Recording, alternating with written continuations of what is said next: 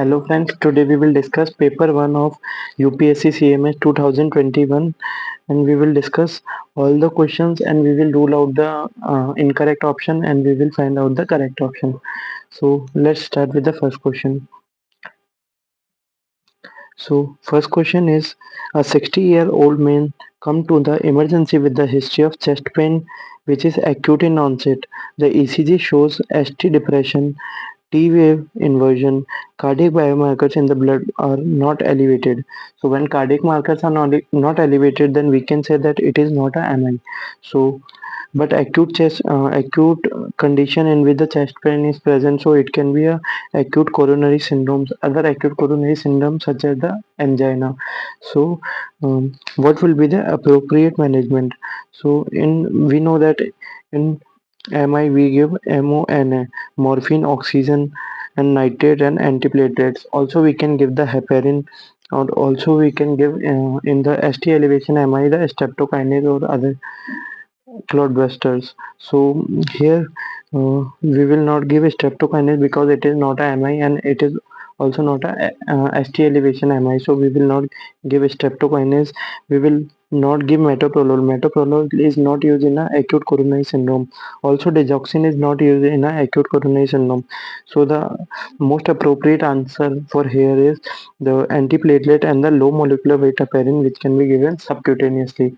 So answer C will be the most appropriate answer here. Second question is, a victim is found unconscious at the roadside as a trained rescuer. So it is important you are a trained rescuer. So after checking the victim's response and the pulse, you decided to resuscitate. What is the recommended ratio of chest compression to the ventilation during CPR? So being a trained rescuer, we can give both compression as well as ventilation. So in 1 minute in the CPR, in 1 minute 100 to 120 compression should be given, and in the middle ventilation should also be given, so the ratio should be 30:2. But if you are not trained, then your first priority should be to give at least 100 to 120 chest compression, not the ventilation, because it will be not possible for a non-trained rescuer. Which of the following is not a differential diagnosis of ST elevation in ECG? So all the condition in which the ST elevations can be seen in the ECG are MI, pulmonary embolism, myocarditis, increased potassium or increased calcium, hyperkalemia or hypercalcemia, septic shock, and acute pericarditis. So ST elevation is seen in hypercalcemia, not in the hypocalcemia. And also the ST elevation can be seen in acute pericarditis, trauma, and hypothermia.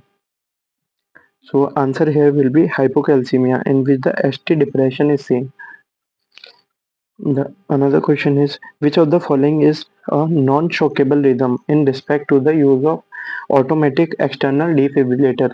So we have to find that we in which condition we can give a shock and in which condition we should not give a shock.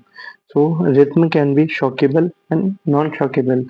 So in ventricular tachycardia and ventricular fibrillation, they have the shockable rhythm, in which we can give CPR, then we can give shock. But in the condition where non-shockable rhythm is present, pulseless electrical activity, asystole, etc., here we cannot give shock. So here we have to give the CPR, we have to give the ventilation, and here we can give injection epinephrine. So answer here will be pulseless electrical activity.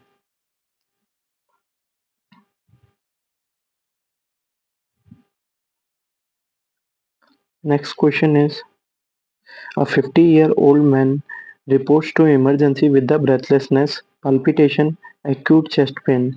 On auscultation, there is a systolic murmur at the apex and ECG shows the ST elevation in the anterior chest lead.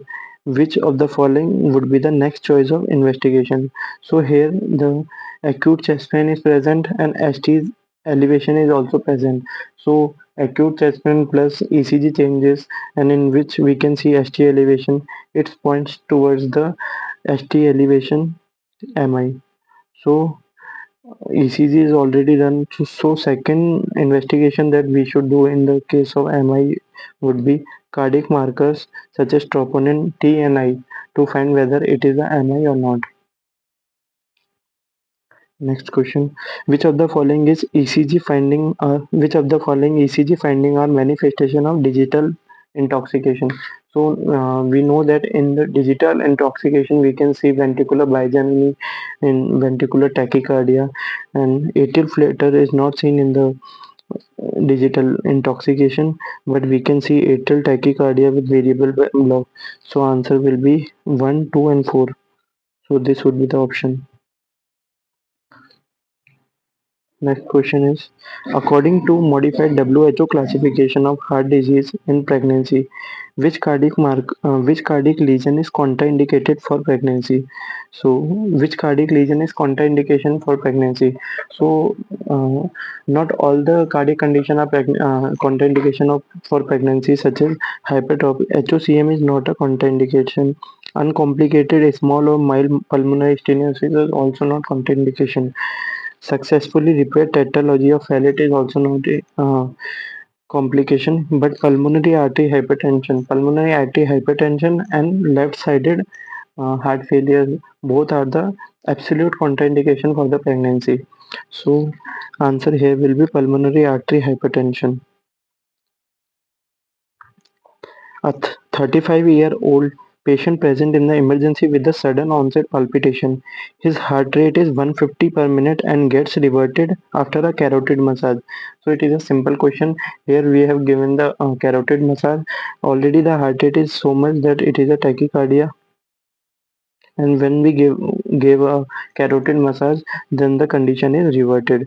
So the answer here will be PSVT, because in PSVT we will give the vagal maneuver such as the carotid sinus massage, Valsalva maneuver, diving reflex, etc. So here the answer will be PSVT.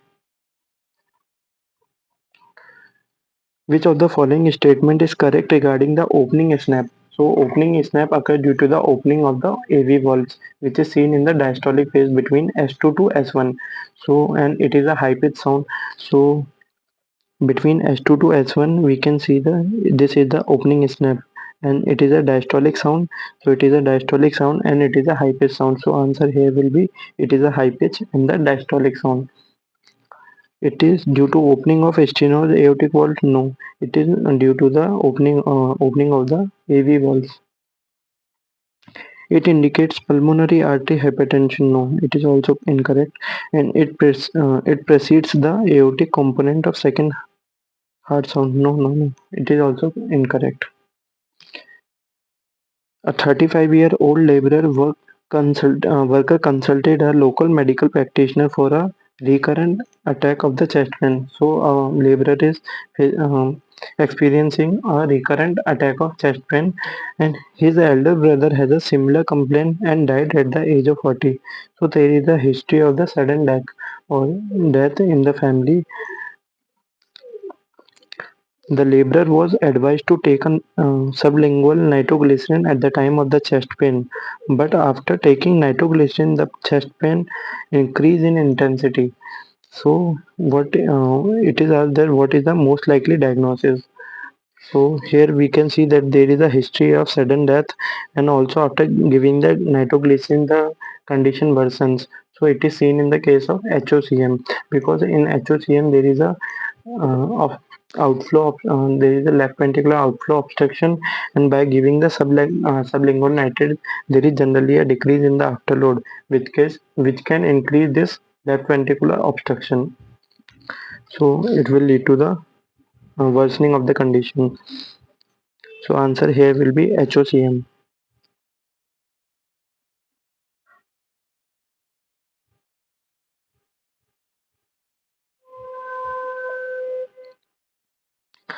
A patient with atrial fibrillation on regular treatment present with the photosensitivity, skin discoloration, and peripheral neuropathy. Which of the Which drug may be implicated? So here we know that a drug is given for atrial fibrillation and it can cause both photosensitivity and peripheral neuropathy, which is seen in the case of amiodarone. So answer here will be amiodarone, and it occurs generally after taking the drug for 2 to 3 years. So answer here will be amiodarone. Which of the following are categorized under the obstructive lung disease? So we know that in the obstructive lung disease, uh, COPDs can be there, asthma, bronchitis, and bronchiectasis, etc. can be there. But pulmonary sarcoidosis, it is a destructive lung disease, so it will not be the answer. So answer here will be 1, 2, and 3. So the option will be A1. Answer will be 1, 2, and 3, and option is this. So in lung diseases, obstructive lung disease and destructive lung diseases. In obstructive lung disease, it can be COPD, bronchiectasis, bronchitis, bronchiolitis, asthma, etc. But in destructive lung disease, generally there is a pneumonia, fibrosis, occupational diseases, all the occupational diseases, sarcoidosis, and radiation-induced damage is also there. Next question. Risk of development of COPD include which of the following? So, COPD occurs due to which of the following? Tobacco smoking, yes. Recurrent infection, this is also correct. And coal dust exposure, it is also similar to tobacco smoking only. But in high socioeconomic status, no. It is generally seen in the low socioeconomic status. So, answer here will be 1, 2, 3. So, option will be A1. Which of the following is not a aim of asthma therapy? So peak expiratory flow circadian variation should be less than 20. Yes. No emergency visit. This is also true. Minimal use of inhaled corticosteroid. This is not true because nowadays the preferred treatment is only the minimal inhaled corticosteroids, which can be given in the controller phase also and management phase also. So answer here will be this one. And minimal the use of beta 2 agonist. Yes. A 50-year-old male smoker has been diagnosed with the chronic obstructive pulmonary disease. On pulmonary function testing, FeV1 upon FVC is less than 0.7 and FeV1 is 42% of the predicted. So, what is the severity of airflow obstruction in the COPD? So it is a gold criteria in which we know that FeV1 upon FVC is less than 0.7 is obstructive pulmonary disease. Then if FeV1 is greater than 80, then it is a mild. If FeV1 is between 50 to 80, then it is moderate. If FeV1 is between 30 to 50, it is severe, and if it is less than 30, then it is a very severe. So here it is 42, which is between 30 to 50. So it is a severe. Answer here will be C, severe. A 40-year-old patient of bronchial asthma present with the acute severe breathlessness. Indication for giving him assisted ventilation for acute severe asthma include which of the following? So, in this case, the indication for giving assisted ventilation can be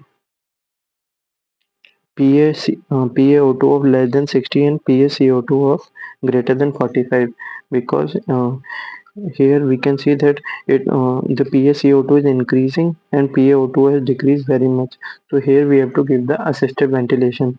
Assisted ventilation is also given in the case of the coma, respiratory arrest, decrease in the pH or acidosis, delirium, exhaustion, etc. Which of the following is a non-metastatic extrapulmonary manifestation of the lung cancer? So carcinoid syndrome, which is a neuroendocrine type of the cancer syndrome, it is seen in the small cell lung carcinoma, so it is true. Nephrotic syndrome is generally not seen. Horner syndrome can be seen in the pancreas tumor, but it occurs due to the local extension. And Lambert-Eaton syndrome can again be seen in the small cell lung carcinoma. So here we can see carcinoid syndrome, Horner syndrome, and Lambert-Eaton syndrome. but nephrotic syndrome is generally not seen as a manifestation of the lung cancer. So answer here will be 1, 3 and 4. A 60-year-old obese person weighing 110 kg has been complaining of excessive sleepiness in the daytime. Morning headache is there, and irritability and the mood disturbances are also there. Patient also had the history of dry mouth, nocturnal heartburn, diaphoresis on the chest and the neck. Which of the following will be the best investigation to diagnose the patient? So here we can see that there is an decrease when the person is obese and there is the excessive sleepiness in the daytime. It means that the person is not able to sleep in the night. So decreased night sleep is there, and also extra symptoms such as a dry mouth, nocturnal heartburn. These all are pointing toward the obstructive sleep apnea syndrome. So in the obstructive sleep apnea, we have to do the overnight polysomnography.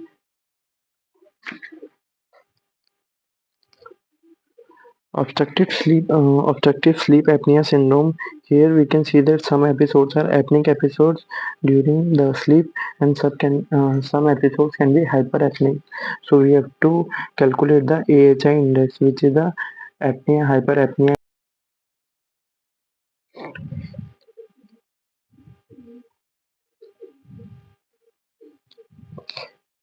Which of the following drugs triggers bronchial asthma?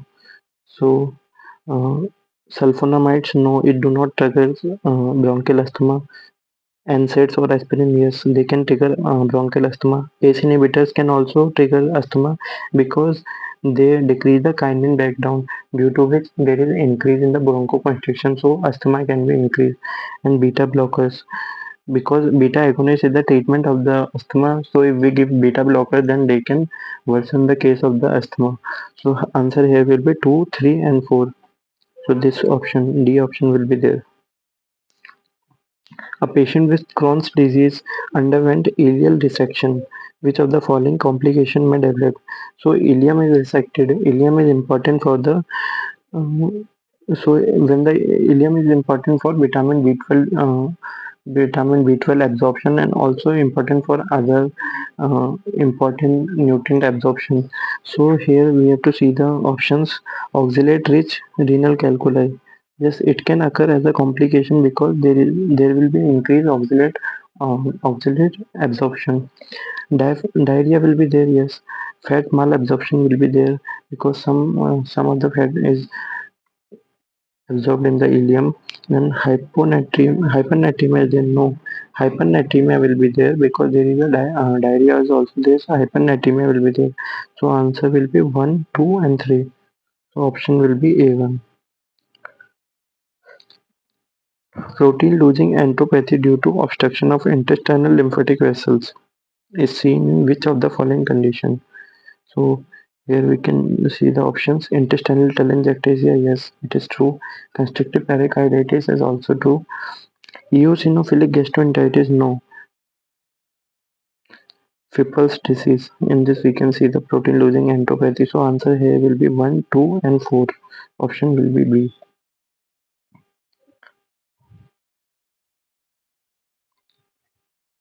Which of the following is associated with development of acute liver failure with high mortality in the pregnancy? So we know that in pregnancy hepatitis E virus cause all the acute liver failure disease, etc. So answer here will be hepatitis E virus. Consider the following with regard to the anorexia of aging. Decline chemosensitive function, yes, this is true. Reduced efficiency of chewing, this is also true. Slowed gastric emptying, this also occur in the with aging. And alteration in the neuroendocrine axis, this is also true. So all the four options are true here. So answer will be 1, 2, 3, 4. Answer C will be there.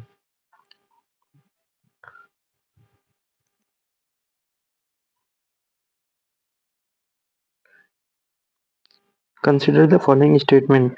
Type 1 HRS hypersensitivity,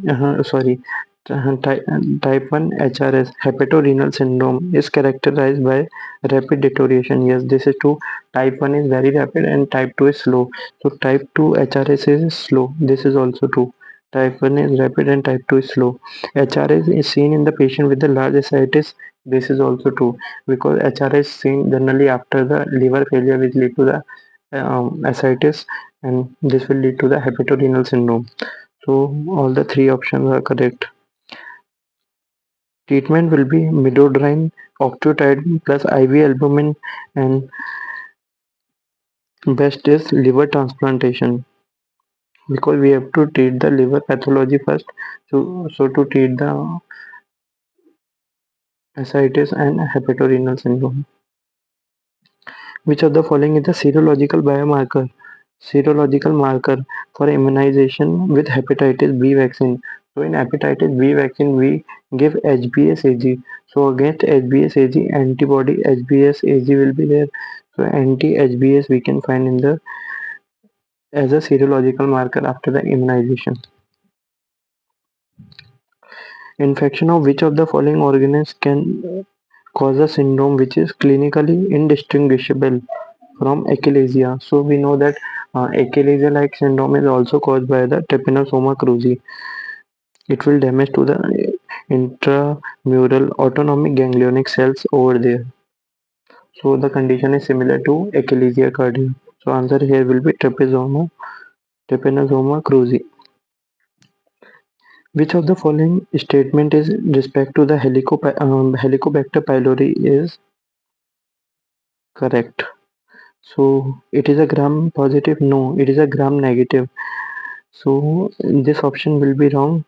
It uses an adhesion molecule to bind to the Lewis B antigen on gastric epithelial cell. This is true. It produces urease. This is also true. It exclusively colonizes only gastric type of mucosa. This is also true. So answer here will be 2, 3 and 4. First option is wrong. So answer here will be 2, 3, 4.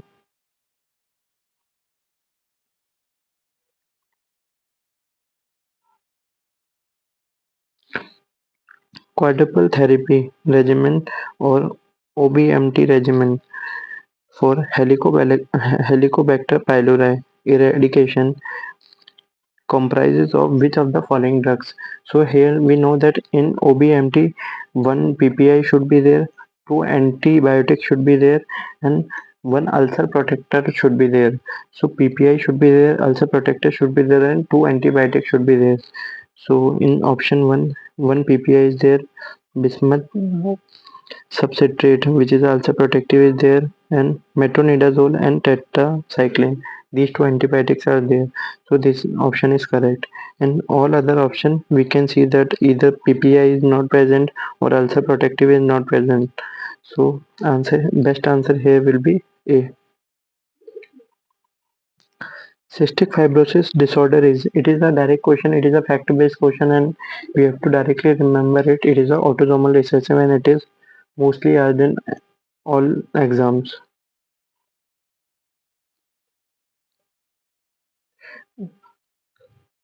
Which of the following may be associated with celiac disease? So celiac disease, or it is a gluten hypersensitivity reaction disease. So it is associated with type 2 diabetes mellitus. Wrong. It is associated with mainly type 1 diabetes mellitus and IgA deficiency. This is true. It is also associated with Down and the Turner syndrome. So these 2, 3 and 4 are correct. So option will be D. 2, 3, 4 correct.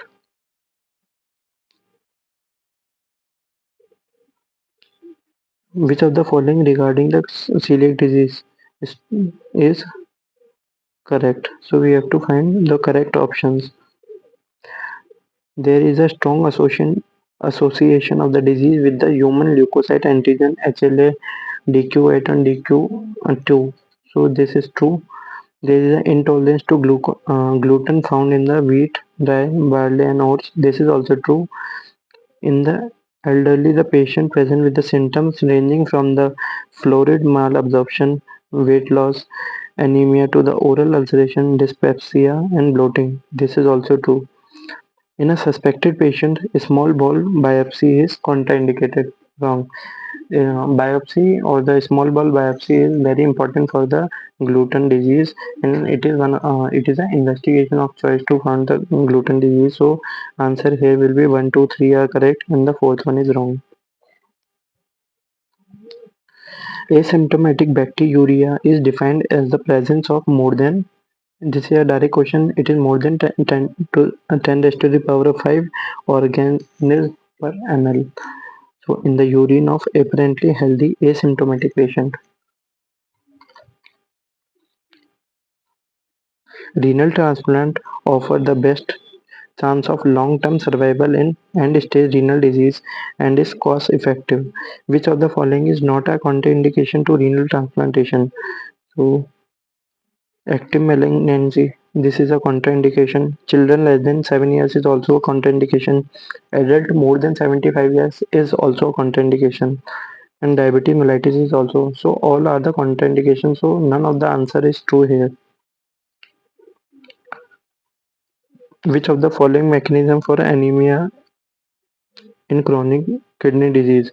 So in chronic kidney disease, there is a damage to the kidney, so erythropoietin formation will be less. So deficiency of erythropoietin will be there. Folate and vitamin B12 deficiency is not related to the kidney disease. It is related to the GI disease. Toxic effect of the uremia on the bone marrow, yes, it will be there, and due to that reduced utilization of dietary iron will be there because less erythropoietin is there, so less RBC formation will be there, so iron will not be utilized. So answer here will be 1, 3 and 4. So C option will be there. A leading cause of chronic kidney disease, it is a direct question, it is a diabetic. So diabetic nephropathy or type 2 diabetes is the most common cause for the chronic kidney disease globally. The presence of Beaver sign on neurological examination is characteristics of the spinal cord lesion at which of the following levels? So Beaver sign is the upward movement of the umbilicus. It occurs due to the damage or paralysis to the lower muscles, lower abdominal muscles, and uh, the upper abdominal muscles remain intact, due to which there is a upward movement of the umbilicus. So it is seen when the lesion is between T10 to T9 to T10.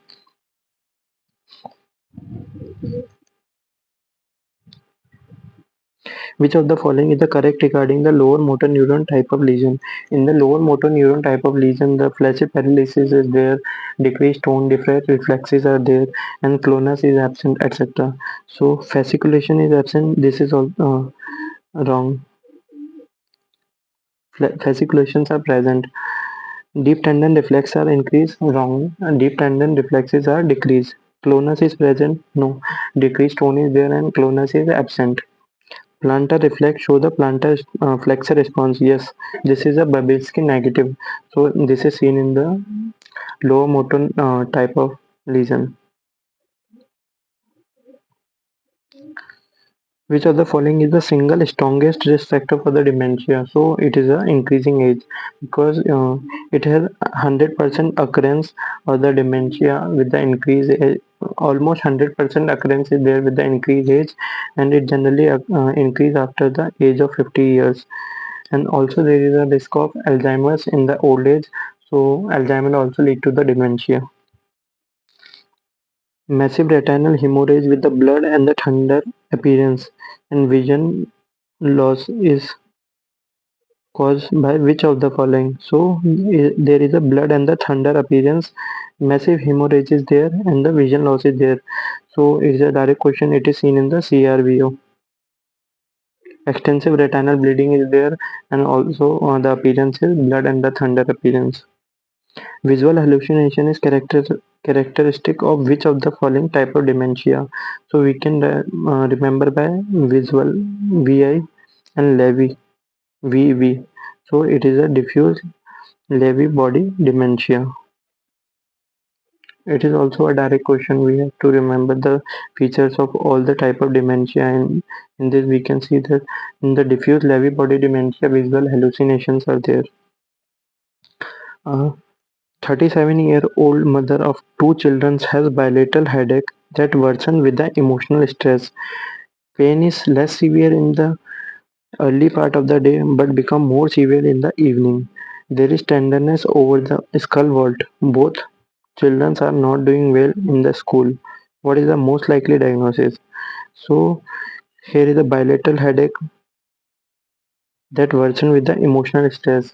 So there is a headache which is bilateral and it is increased with the it is increasing with the stress or the tension. So it is a tension type of headache, and it is a band like headache, and it is more severe in the evening because after the day-to-day activity the stress on the body increases, so it will lead to the increase in the headache in the evening time. But after the rest over the night, so the headache will be less in the morning. Which of the following are the cause of the polyneuropathy? So we know that in HIV lead to the multi-system disease. Alcohol will also lead to the damage to the brain and can lead to the further thiamine deficiency, and polyneuropathy will be there. And phenytoin will also lead to the neuropathy, but rifampicin is not associated. Instead, the isoniazid is related to the neuropathy, but not rifampicin. So answer here will be 1, 2, and 3. So answer A will option A will be the correct answer. Consider the following statement regarding the intracerebral hemorrhage. It accounts for 35% of all strokes. Wrong. Intracerebral hemorrhage will lead to about 10% of the strokes. So it is a wrong statement. Most common site for hypertensive ICH is cerebral cortex. This is also wrong because the most common site is putamen.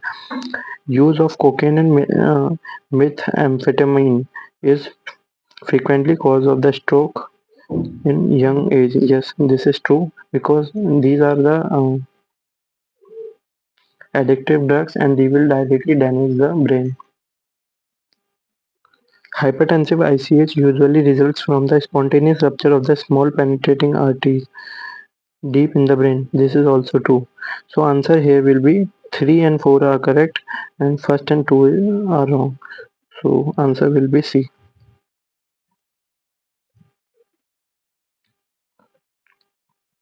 A 21-year-old lady present with the unilateral facial weakness.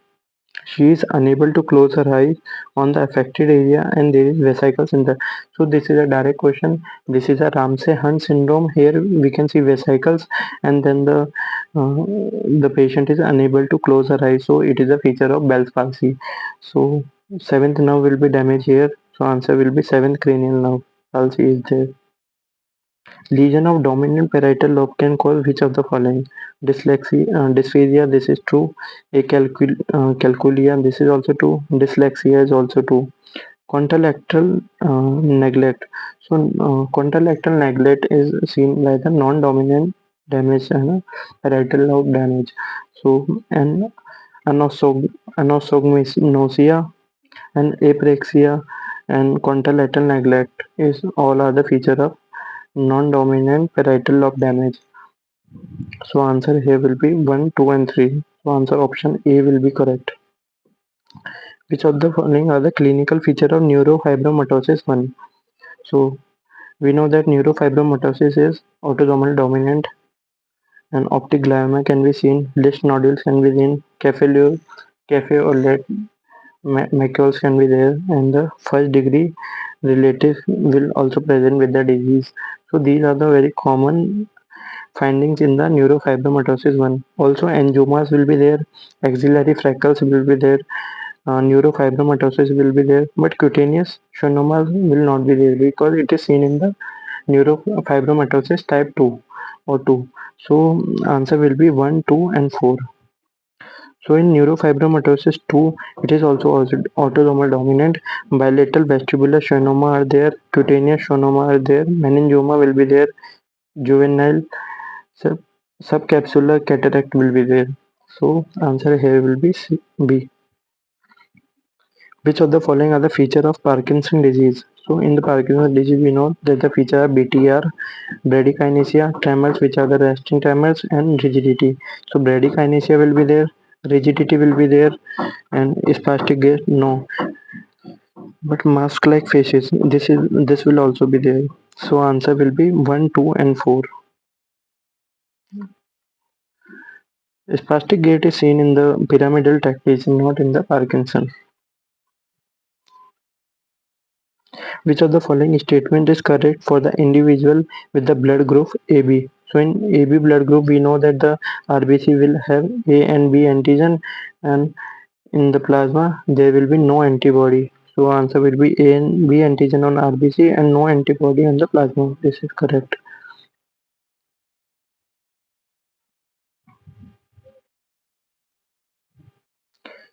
Which of the following is unlikely to be associated with eosinophilia? Loeffler syndrome, we know that the eosinophilia is present, toxocarious cirrhosis and trichinella spiralis.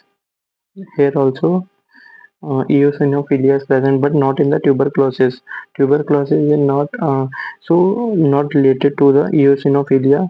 It is a bacterial infection, and so eosinophilia is generally found in the helminthic infections, asthma, hypersensitivity reactions, allergic, etc. So here the answer will be tuberculosis because here eosinophilia is not present. Which of the following is the tumor marker for the carcinoma? This is a direct question. CA199 is the marker for the carcinoma of the pancreas. Which of the following statement regarding the G6PD enzyme deficiency are correct? It is a X-linked deficiency. No, it is a X-linked recessive disorder. Okay, sorry. X-linked deficiency. So this is correct. Geographical distribution parallel to the malarial bed. This is also correct. And consumption of fava beans is protective. No, this will lead to increase in the G6PD deficiency. So this option is incorrect. And transfusion support may be life-saving. This is true because in the severe cases we have to give the transfusion support. So answer here will be 1, 2, 4. 1, 2, and 4. Which of the following investigation indicates active hemolysis? So active hemolysis is there. Whenever there is hemolysis, there will be decrease in the RBC, which will lead to increase in the reticulocytes because reticulocytosis will be there. So increase reticulocyte count. Yes, this is true. Increase conjugated bilirubin. No, unconjugated bilirubin will be increased. Increase in the urinary urobilinogen. Yes, because when there is increase in the unconjugated bilirubin, it will lead to conjugation of the bilirubin, then finally it will come into the through the bile into the GI tract where it will change into urobilinogen and stercobilinogen. So urobilinogen will be increased and decrease heptoglobin. This is also 2. So answer here will be 1, 3, and 4. So answer C will be there. Which of the following can cause by the drug dapsone? Iron deficiency anemia? No, it is not related to the iron deficiency anemia. Sideroblastic anemia, this is also incorrect. Spur cell anemia, no, this is also incorrect. Hemolytic anemia, yes, this is true because in the people suffering from G6PD deficiency, whenever if we give the dapsone, that it will lead to increase in the hemolysis, so it will lead to the hemolytic anemia. Which of the following are decreased during the pregnancy? Iron stores, yes. Vitamin B12 is also decreased, folate will also decrease, coagulation factors are generally increased, not decreased. So answer here will be 1, 2, and 3. Only 11 and 13 are decreased, rest all will increase. So pregnancy is the hypercoagulable state.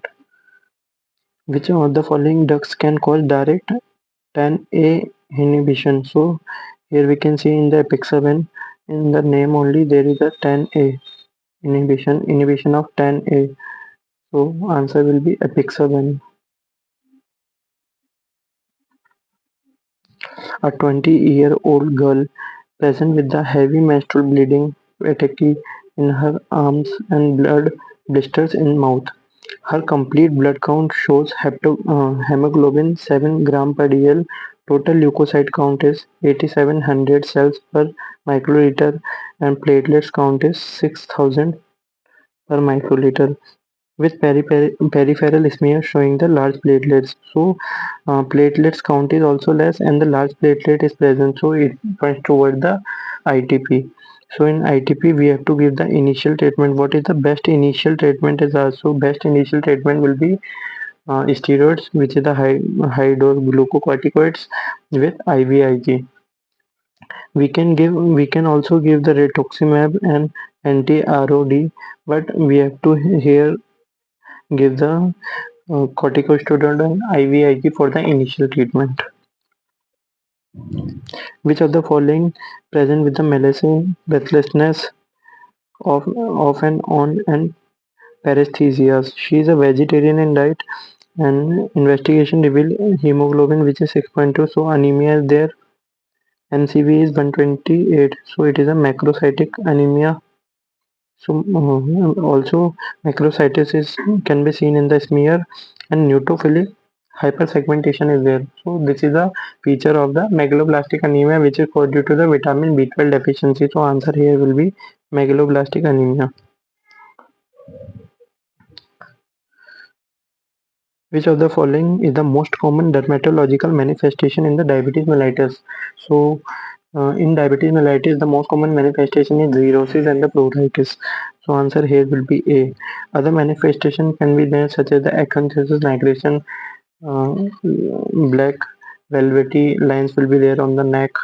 So it is second most common and it is generally seen in the metabolic X syndrome, and it is related to the insulin resistance. Which of the following condition may result in the hypoglycemia? So critical illness, cortisol therapy will increase the glucose level. Cushing syndrome also increase the glucose level, and metabolic syndrome in this also increase glucose level is there because here it is associated with the diabetes mellitus. So here the answer will be critical illness. Which of the following may result in the osteoporosis? Use of which of the following lead to the osteoporosis? So phenytoin, yes, it will lead to osteoporosis. Lithium will also lead to. Methotrexate will also lead to osteoporosis. These are the common side effect of these drugs.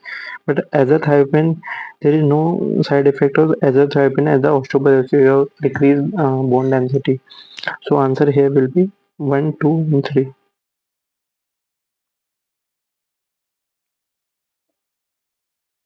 So thank you. We will continue the other 60 question in the next video.